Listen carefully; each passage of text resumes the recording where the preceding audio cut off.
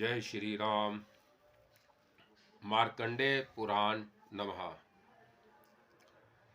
चक्षुष मनु की उत्पत्ति और उनके मनवंतर का वर्णन। मार्कंडेय जी कहते हैं, मुने, यह मैंने तुम्हें 5वें मनवंतर की कथा सुनाई है। अब चक्षुष मनु के 6ठे मनवंतर का वृत्तांत सुनो। ब्राह्मण व पूर्व जन्म में ब्रह्मा जी के चक्षु से उत्पन्न हुए थे, इसलिए इस जन्म में भी उनका नाम चक्षुष ही हुआ।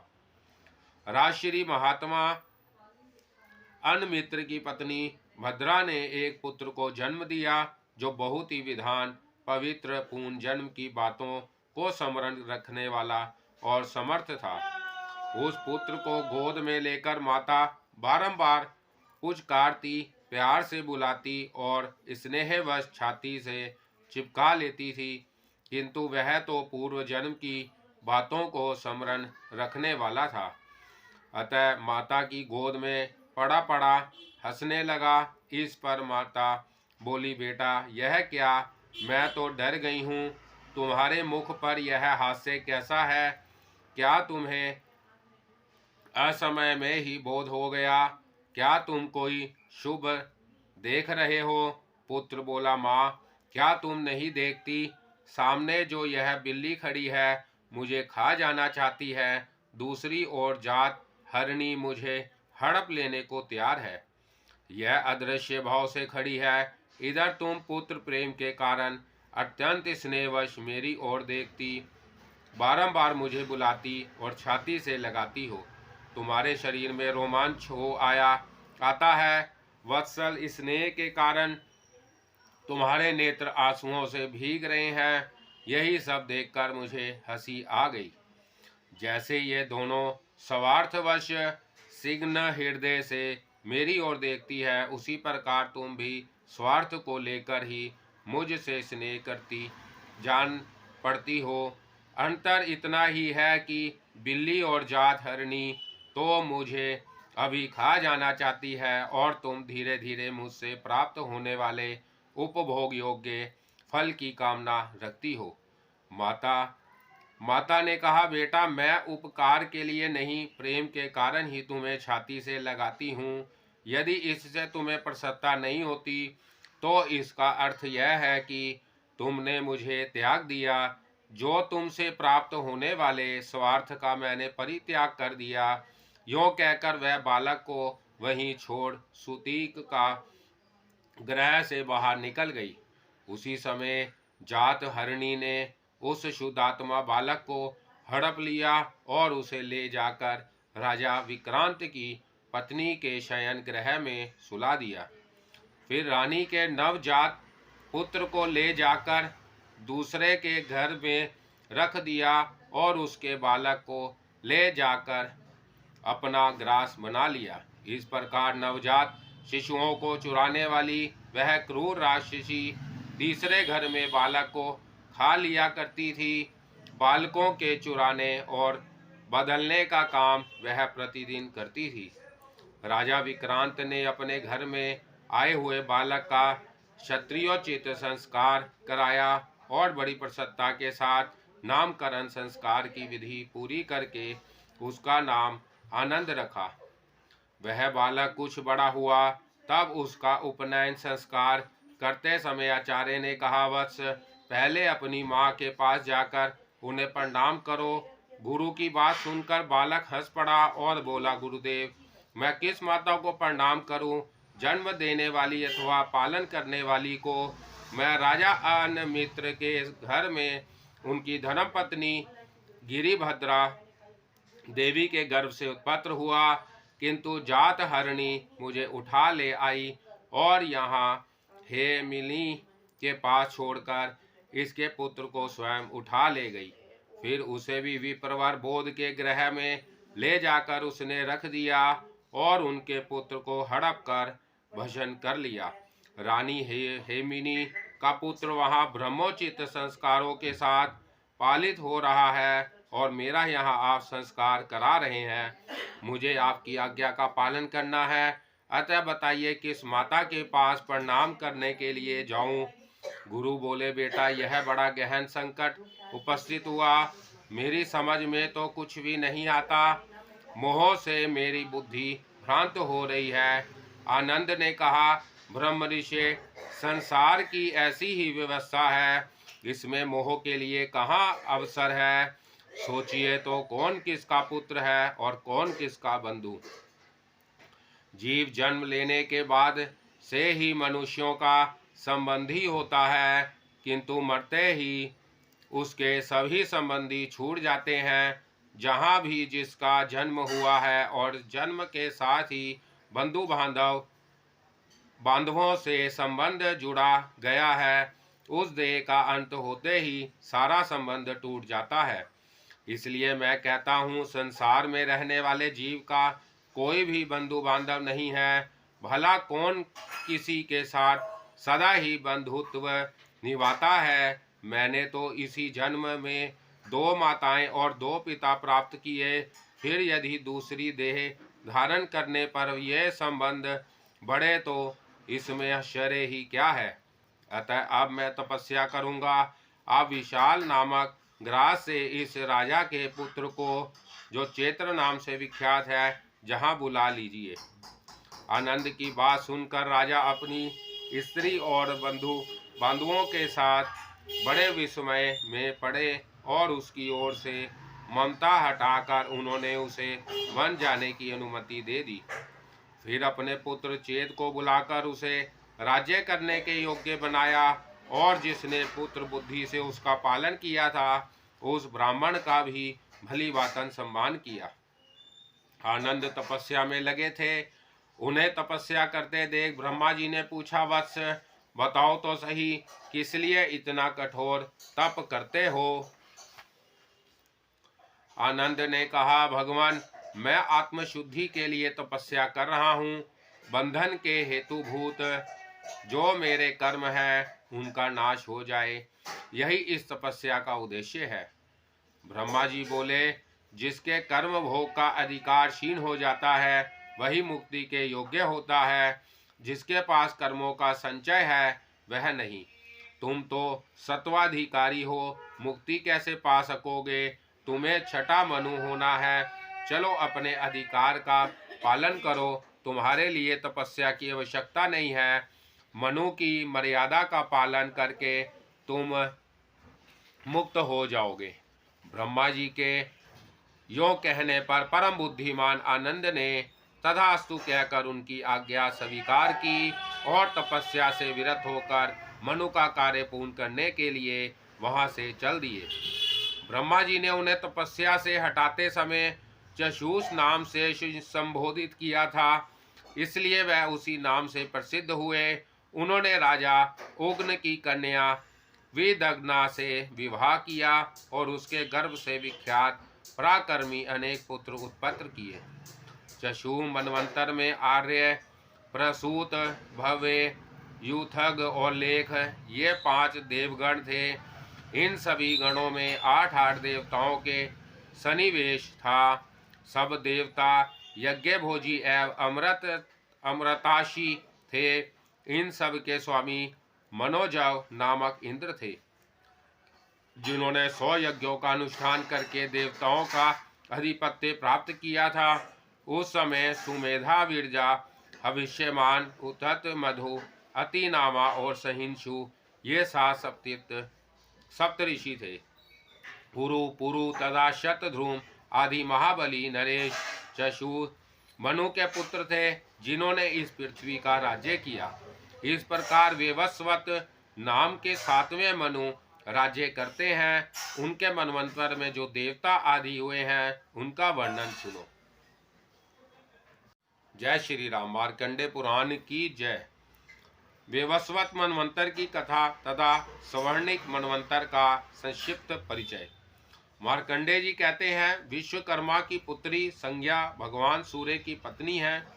उनके गर्भ से वेवस्वत मनु का जन्म हुआ, जो विख्यात, यशस्वी और अनेक विषयों के ज्ञान में पारंगत थे। विवस्वतवान के पुत्र होने के कारण ही वह विवस्वत कहलाए। जब भगवान सूर्य संज्ञा की ओर देखते तो वह अपनी आंखें बंद कर लेते थी। इससे रुष्ट होकर सूर्य ने संज्ञा से यह निठुर वचन कहा, ओ मूर्खे, तो मुझे देखकर सदा नेत्रों का संयम करती, आंखें मूंद लेती है, इसलिए तेरे गर्भ से प्रजाजनों को संयम में रखने वाला यम उत्पन्न होगा। यह सुनकर संज्ञा देवी भय से व्याकुल हो उठी, उनकी दृष्टि चंचल हो गई। यह देख सूर्य ने फिर कहा, तूने इस समय मुझे देखकर अपनी दृष्टि चंचल की है, इसलिए चंचल लहरों से युक्त नदी तेरी कन्या के रूप में उत्पन्न होगी। तदंतर पति के शाप से संज्ञा ने एक पुत्र और पुत्रों को जन्म दिया। पुत्र का नाम यम हुआ और पुत्री यमुना नाम से विख्यात महानदी हुई। संज्ञा सूर्य के तेज को बड़े कष्ट से सहन करती थी, वह उसके लिए असहाय था। उसने सोचा, क्या करूं, कहाँ जाऊं, कहाँ जाने से मुझे शांति मिलेगी और मेरे स्वामी मुझ पर कुपित भी नहीं होंगे। इस तरह अनेक प्रकार से विचार करके प्रजापति कुमारी संज्ञा ने पिता के घर का आश्रय लेना ही ठीक समझा। वहां जाने के लिए उद्यत होकर उसने अपनी छाया को ही सूर्यदेव की पत्नी बनाया और उससे कहा, तू इस घर में रह और मेरी ही तरह सब संतानों तथा भगवान सूर्य के प्रति भी उत्तम बर्ताव करना। यों कहकर संज्ञा देवी अपने पिता के घर चली गई। वहां उन्होंने त्वष्टा प्रजापति का दर्शन किया। उन्होंने भी बड़े आदर के साथ पुत्री का स्वागत सत्कार किया। वह कुछ काल तक वहां रही। इसके बाद पिता ने उन्हें प्रेम पूर्वक समझाते हुए कहा, बेटी, तुम तीनों लोकों के स्वामी भगवान सूर्य की पत्नी हो, अतः तुम्हें अधिक समय तक पिता के घर में नहीं ठहरना चाहिए। अब तुम स्वामी के घर जाओ, मैं तुम पर बहुत प्रसन्न हूँ। पिता के योग कहने पर संज्ञा ने बहुत अच्छा कहकर उनकी आज्ञा स्वीकार की और उन्हें प्रणाम करके वहां से चली गई। वह सूर्य के तेज से बहुत डरती थी और उनके ताप का सामना करना नहीं चाहती थी, इसलिए उत्तर कुरु में जाकर घोड़ी के रूप में रहने और तपस्या करने लगी। उधर छाया संज्ञा को ही संज्ञा समझकर भगवान सूर्य ने उससे 2 पुत्र और 1 मनोहर कन्या उत्पन्न की। छाया संज्ञा अपनी संतानों को जितना प्यार करती थी, उतना संज्ञा के पुत्र पुत्री को नहीं। मनु तो उसके इस बर्ताव को सह लेते थे, किंतु यम में सहन नहीं हुआ। उन्होंने क्रोध में आकर उसे मारने के लिए लात उठाई, किंतु फिर क्षमा भाव का आश्रय ले उसके शरीर पर लात नहीं लगाई। तब छाया संज्ञा ने कुपित हो यम को शाप दिया, मैं तुम्हारे पिता की पत्नी हूँ, किंतु तुम ये मर्यादा का उल्लंघन करके मुझे मारने के लिए लात उठा रहे हो, इसलिए तुम यह पैर आज ही पृथ्वी पर गिरा पड़ेगा। माता का दिया हुआ शाप सुनकर यम भय से व्याकुल हो उठे और अपने पिता के पास जा उन्हें प्रणाम करके बोले, पिताजी, यह तो बड़े आश्चर्य की बात है। ऐसा तो कभी किसी ने भी नहीं देखा होगा कि माता वत्सल्य छोड़कर अपने पुत्र को शाप दे डाले। दुर्गुणी पुत्रों के प्रति भी माता का दुर्भाव नहीं होता। यमराज की यह बात सुनकर भगवान सूर्य ने छाया संज्ञा को बुलाकर पूछा, संज्ञा कहाँ गई? वह बोली, नाथ, मैं ही तो त्वष्टा प्रजापति की कन्या और आपकी पत्नी संज्ञा हूँ। आपने मुझसे ही ये संतान उत्पन्न किए हैं। सूर्य ने कई बार घुमा फिराकर पूछा, किंतु उसे सच्ची बात नहीं बताई। तब सूर्य देव उसे शाप देने को उद्यत हुए। यह देख उसने सब बातें ठीक ठीक बता दी। अलसी बता का पता लगने पर भगवान सूर्य विश्वकर्मा के घर गए। विश्वकर्मा ने अपने घर पधारे हुए त्रिलोक पूजित सूर्य देव का बड़ी भक्ति के साथ पूजन किया। फिर संज्ञा का पता पूछने पर उन्होंने कहा, भगवान, वह मेरे घर पर आई अवश्य थी, किंतु मैंने पुनः उसे आपके ही घर भेज दिया। तब सूर्य ने समाधिस्थ होकर देखा, वह घोड़ी का रूप धारण कर उत्तर कुरु देश में तपस्या कर रही है। उसकी तपस्या का एक ही उद्देश्य है, मेरे स्वामी की आकृति सौम्य एवं शुभ हो जाए।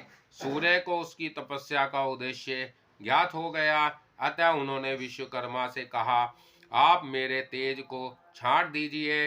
तब उन्होंने संवत्सर रूप चक्र वाले सूर्य के तेज को छांट दिया।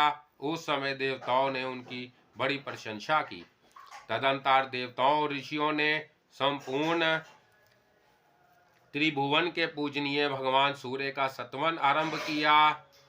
नमस्ते ऋष्वक स्वरूपाय नाम रूपाय ते नमः यजु स्वरूपाय रूपाय समरः धामवते नमः ज्ञानेक धाम भूताय निर्धूत तम से नमः शुद्ध ज्योति स्वरूपाय विशुद्ध यामालात्मने वरिष्ठाय वर्णयाय परस्मे परमात्मने नमोखिल जगद व्यापी स्वरूपाय यात्म मूर्तये सर्व कारण भूताय निष्ठाय ज्ञान चेत साम नमः सूर्य स्वरूपाय प्रकाशमत्व स्वरूपिणे भास्करा नमस्तुभ्या तथा दिन कृते नमः शार्वर्धि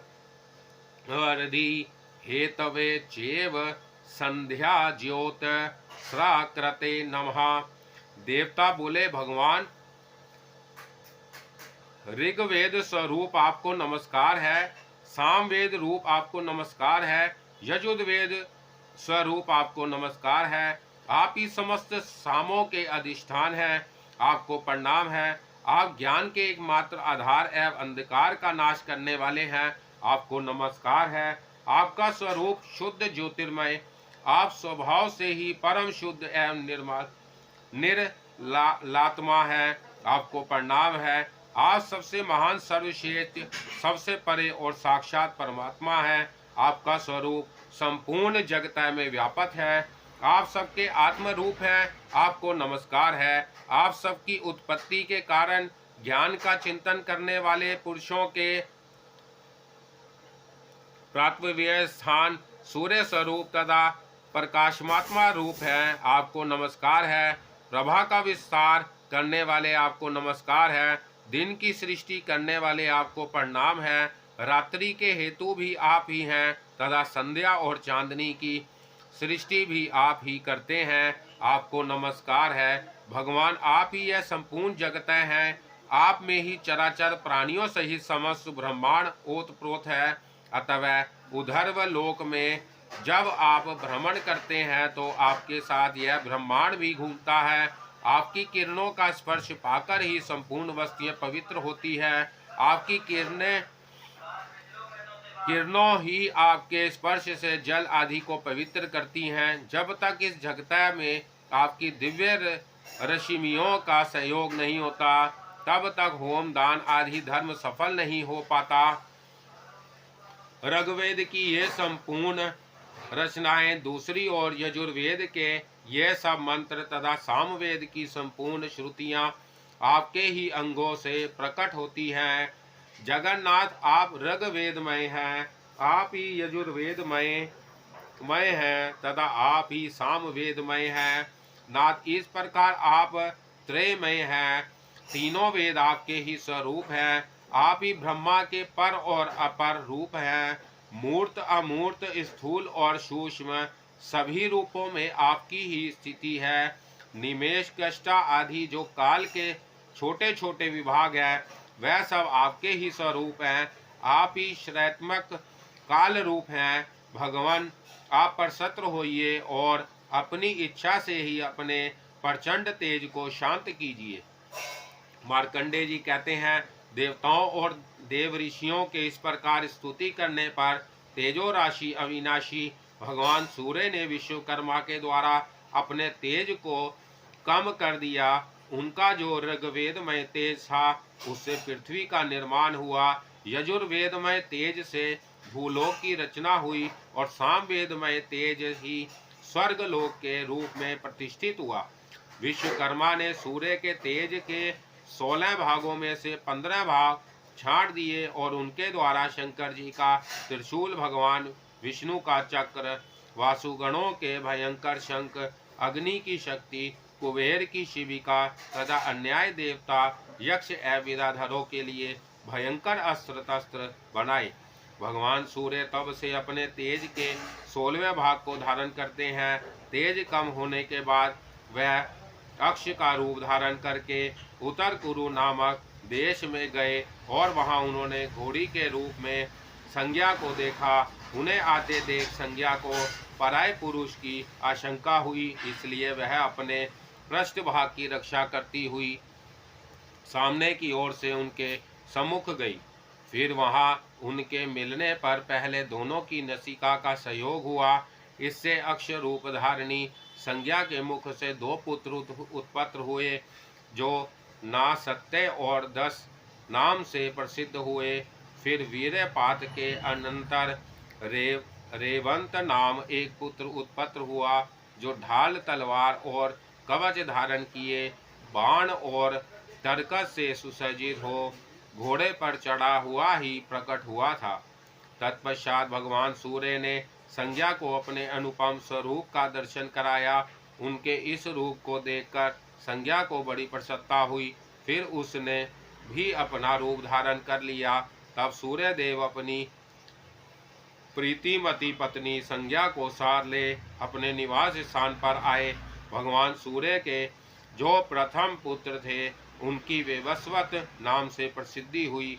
दूसरे पुत्र का नाम यम था। ये माता के शाप से ग्रस्त थे।